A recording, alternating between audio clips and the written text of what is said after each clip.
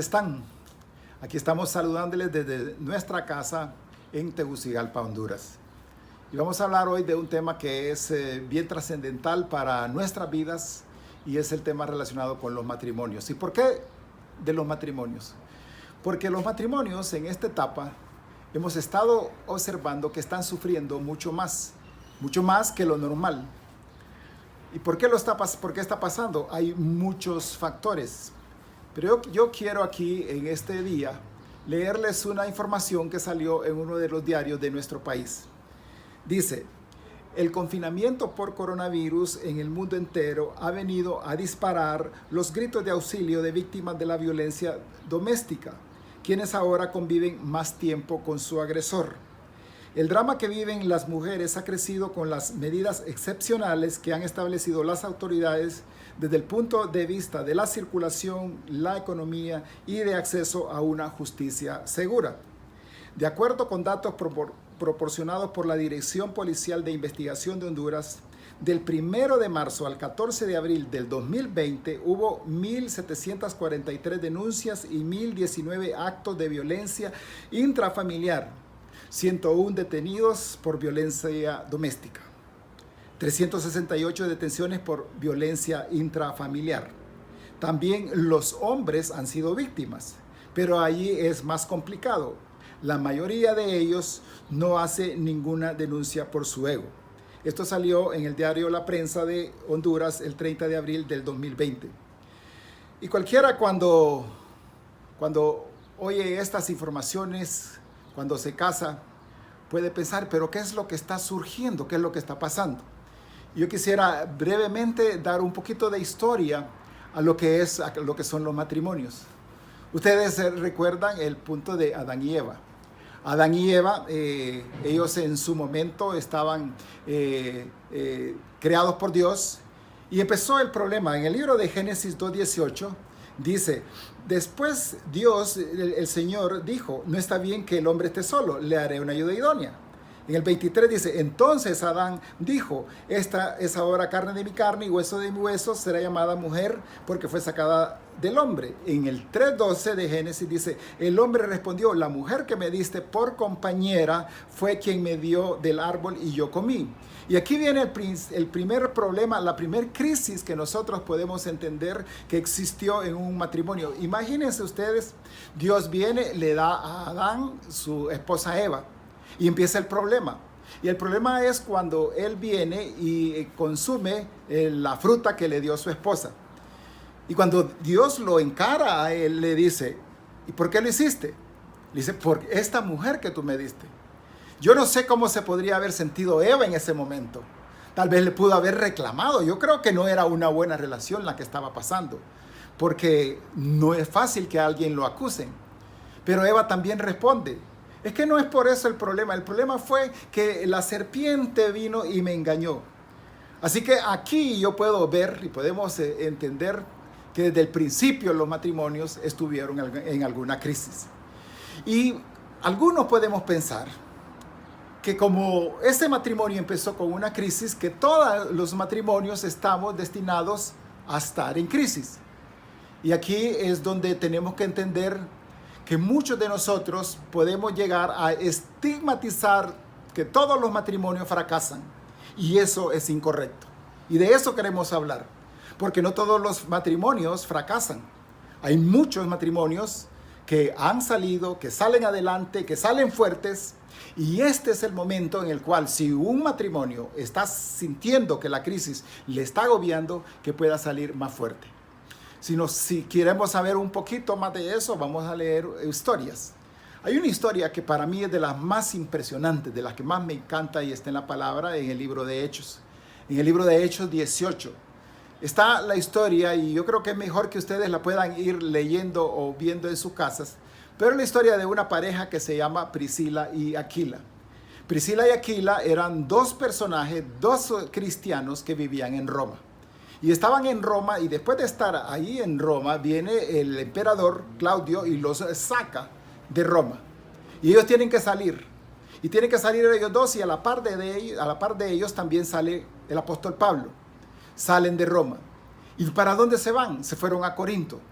Y dice la palabra que cuando estaban en Corinto, ellos vinieron y empezaron entonces a fabricar tiendas para habitación. No entiendo todo el concepto, pero los tres, tanto Priscila y Aquila como Pablo, hacían eso. Ese era su trabajo, hacer tiendas. Y dice en Corintios que ellos venían y estaban trabajando juntos y hacían las cosas juntos. En el principio menciona que se vinieron a Corinto y empezaron a trabajar. Más adelantito, un par de versículos adelante, se menciona cuando él viene, cuando Pablo viene y ve el trabajo fuerte que hay ahí, que empieza entonces a trabajar a tiempo completo en el evangelismo. Así estaba Pablo. La pregunta sería aquí, ¿qué y quién mantenía a Pablo? Recordemos que vivía con Priscila y Aquila. Recordemos entonces que esta pareja estuvo sosteniéndolo emocionalmente, estuvo sosteniéndolo económicamente para que Pablo se estuviera dedicando a la obra. Y ellos siguieron así. Y más adelante podemos ver cuando ellos dos vienen, Priscila y Aquila, y corrigen a una persona que estaba hablando del cristianismo, pero no tenía claridad en lo que estaba diciendo. Ellos lo corrigen y seguían juntos. No se menciona en la palabra que Priscila y Aquila tuvieran hijos, no sabemos, pero sí podemos saber que era un matrimonio sólido. Más adelante, mucho más adelante, podemos ver cuando se escribe otra carta, que Pablo viene y saluda a esas personas y les dice: la iglesia que está en la casa de Priscila y Aquila los saluda. ¿Saben qué? Priscila y Aquila también abrieron su casa para que el evangelio pudiera crecer. Pasaron circunstancias difíciles, pudieron haber pasado muchas crisis. Sin embargo, ellos salieron adelante. ¿Cuál fue la diferencia? ¿Y qué es lo que nosotros podemos ver aquí? Que no a todos los matrimonios les va mal. Depende de qué es lo que nosotros esperamos de los matrimonios. Depende de cuál es el enfoque de nuestro matrimonio. Puede ser que, así como nosotros sabemos, la forma que muchos de nosotros nos casamos, muchos nos casamos porque la historia de Romeo y Julieta, la historia linda de Romeo y Julieta, y eso es algo que a nosotros nos gusta y nos enamoramos del amor.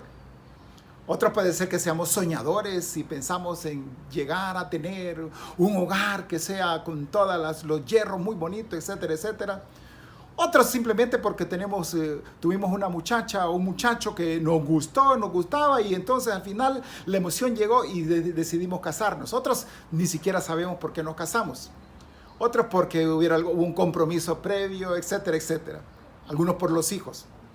Ahora, cuando suceden esas cosas, lo que pasa es, las circunstancias que pueden pasar es que nosotros, cuando empieza cualquier crisis, como puede ser una base que no es tan sólida, entonces nuestros matrimonios pueden fracasar.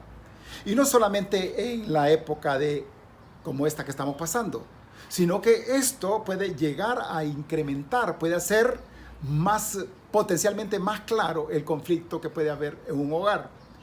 Así que cuando nosotros vemos eso y cuando escuchamos que los matrimonios han sido calificados de que tienen que estar bien y nosotros no queremos estar en esa categoría, sobre todo los cristianos, entonces los casados nos convertimos en expertos en mentir. Y ahí está lo grave, porque queremos ocultar algo que está pasando ahí dentro de nuestro hogar.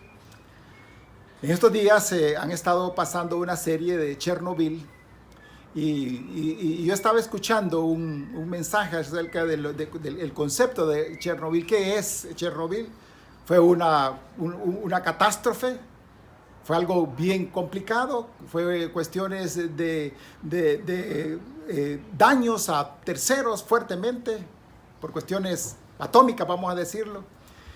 Y lo que se quiso hacer con esa historia fue tapar de tal forma para que la gente no pudiera saber qué es lo que estaba pasando. El problema es que se tapa la historia, pero no los resultados. Es igual en los matrimonios. Puede ser que estemos tapando nuestro matrimonio, pero no estamos tapando los resultados. Y yo quiero decirte algo, que faltar a la verdad, por muy buenas intenciones que motiven tal decisión, es algo que puede generar consecuencias imprevistas y a veces dolorosas. Y cuando digo esto es porque cuando nosotros ocultamos cosas en nuestro hogar, cuando tratamos de tapar, pero no es porque hay un proceso de espiritualidad, sino que lo tratamos de tapar con nuestras habilidades que tengamos. Entonces, tarde o temprano, vamos a tener consecuencias imprevistas. Tarde o temprano nos va a afectar. Y posiblemente hoy estemos cosechando cosas, estamos viendo el fruto de errores, de mentiras que en el pasado nosotros hemos vivido. Por eso a veces nos convertimos en matrimonios disfrazados, matrimonios en los cuales no hay claridad en nuestras vidas. Y como les estoy comentando, en este tiempo es posible que se puedan acrecentar. Decir la verdad o mentir no solo son opciones distintas, son dos caminos diferentes en la vida. Son dos formas totalmente distintas de existir. Así que hoy es un tiempo para el cual nosotros podemos venir y ver si en realidad nuestro matrimonio es matrimonio sólido por los principios, porque aplicamos los principios o porque nos estamos mintiendo. Y por eso después viene lo que conocemos nosotros como los matrimonios disfrazados, con mucho aburrimiento por causa de nuestros hijos, por nuestra casa, por nuestra rutina, por el aburrimiento que puede estar pasando en nuestros días. Y hoy en día entonces eso puede salir a la luz. Y por eso es que hay muchos matrimonios hoy que empiezan y siguen en el proceso de deteriorarse. Pero los que están en el Señor, los que saben cuál es el fundamento de nuestro hogar, debemos de verlo como algo que Dios lo tiene planeado y que de una u otra manera vamos a salir como matrimonios más fuertes. Y recalco esto, nadie te puede ayudar cuando vives en una mentira. Nadie. Por eso yo considero que esta etapa de la crisis que estamos pasando nos tiene que servir para saber dónde estamos nosotros. Cualquier crisis a nuestro alrededor sirve como una radiografía para conocer cómo realmente estamos. Y si usted tú estás pensando, yo necesito crecer en eso, necesito mejorar, la pregunta entonces es, ¿qué se puede hacer? ¿Qué podemos hacer para mejorar nuestro matrimonio? Para que no sea una falsedad, para que después de esto todavía salga más fuerte. Y a mí me gusta un pasaje que nosotros hemos analizado mucho, en mucho tiempo lo hemos visto, y está en 1 Corintios 13, que habla del amor. Y es uno de los pasajes bien interesantes, porque aquí este pasaje habla de el significado del amor, de lo máximo que es el amor, y qué es lo que nosotros tenemos que hacer para venir y ser unas personas que aplicamos los principios correctos. En 1 Corintios 13, 1 dice, si yo hablara lenguas humanas y angélicas y no tengo amor, vengo a ser como metal resonante o símbolo retumbante. Y más adelante, en el 13:4 dice, el amor es paciente y bondadoso, no es envidioso ni jactancioso, no se envanece, no hace nada impropio, no es egoísta, ni se irrita, no es rencoroso, no se alegra de la injusticia, sino que se une a la alegría, a la verdad. Todo lo sufre, todo lo cree, todo lo espera, todo lo soporta. Y yo me puse a pensar ahora entonces, en este día, dice, el amor en crisis no hace nada impropio, no es egoísta. El amor no se irrita, el amor no es rencoroso, no se alegra de la injusticia, sino que se une a la alegría de la verdad. Así que cualquier cosa que esté pasando en nuestro hogar, cuando hay esa irritación, ese enojo, ese rencor, ese conflicto entre la pareja, entonces tenemos que ver, tenemos que entender que se necesita que se aplique el amor. Ahora, el concepto de amor muchas veces no es muy claro con respecto a qué es lo que quiere decir el amor. Porque a veces lo tenemos como que es algo bien subjetivo el amor, pero aquí en la palabra se nos dice en realidad qué es el amor. De acuerdo al concepto original de la palabra amor, cuando dice, si yo hablase lenguas angelicales y no tengo amor, la palabra amor es ágape. Y las descripciones del ágape trae dos descripciones, una que es caridad y también es comprensión. Eso es ágape. Así que usted puede cambiar la palabra amor por caridad o por comprensión. Quiere decir que podemos decir, si yo hablase lenguas angelicales y no tengo caridad para con las personas que están a mi alrededor, entonces nada soy. O también puede decir, si yo hablase lenguas angelicales y no comprendo a las personas que están a mi lado, entonces no tengo amor. Y la palabra entonces clave aquí, yo lo voy a describir como la palabra comprensión. ¿Qué es comprensión? Comprensión es venir y actuar de tal forma que pueda saber y que pueda justificar lo que hacen las personas. Pero también, ¿qué debo hacer de acuerdo a la descripción que nosotros vemos ahí? 1. Debo entender todas las cosas. Cuando digo debo de entender todas las cosas es que en nuestros hogares, en nuestros días, pasan diferentes cosas, pasan diferentes circunstancias. Como les estaba comentando, a veces no hay mucha comida, tenemos que estar todo el día con nuestro cónyuge, nuestros niños se desesperan, no hay cosas para hacer tanta comida, no hay tantas, a veces hasta conflictos de agua hay en los hogares, aquí sobre todo en nuestra ciudad. Y entonces tenemos que entender de que lo que está pasando alrededor no es el fruto de tener un mal cónyuge, sino que hay consecuencias, hay cosas alrededor que nos están haciendo actuar así. Puede ser la falta de relaciones con las personas, muchas cosas. Entonces lo que debo hacer primero es que debo de entender todas las cosas. Y en segundo, debo comprender que lo que está pasando, que lo que está alrededor, necesita un acto de amor mío, un acto de entendimiento mío. Comprender es hacer propio lo que se entiende. Y te lleva muchas veces la comprensión a que puedas inclusive justificar la actitud de las personas de tu alrededor, en este caso de tu cónyuge. Porque se enoja, yo tengo que aprender a comprenderlo, a justificarlo. Hasta tengo que ser más allá de lo que está pasando. Puede ser que en realidad está teniendo una mala actitud, pero yo vengo y lo comprendo.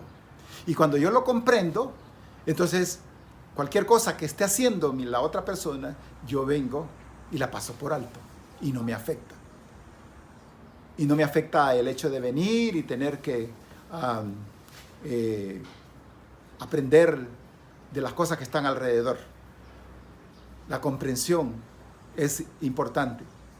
Y a todo esto tenemos que sumarle que muchos de nosotros, por diferentes razones, tenemos el factor más fuerte de esta etapa del que se ha hablado tanto, que es el miedo, que es el temor. Y que el miedo nos lleva a muchas veces a tomar actitudes que en realidad no son normales en nosotros. Y tenemos que aprender a comprender eso.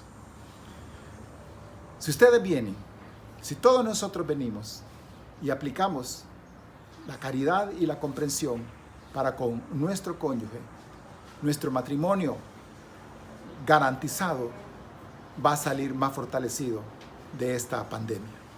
Recordemos que concentrarse en la crisis es desconcentrarse de Dios. Que Dios me lo guarde, que Dios me lo cuide. Vamos a orar y vamos a decirle: Dios, te dejamos nuestros matrimonios en tus manos. Señor, estamos en este día deseosos de que tú nos sigas enseñando, Señor, y que podamos venir y aprender acerca de los matrimonios, de nuestro matrimonio, de nuestro hogar, de nuestro cónyuge, de nuestros hijos. Señor, te pedimos que lejos de dejar de verte a ti,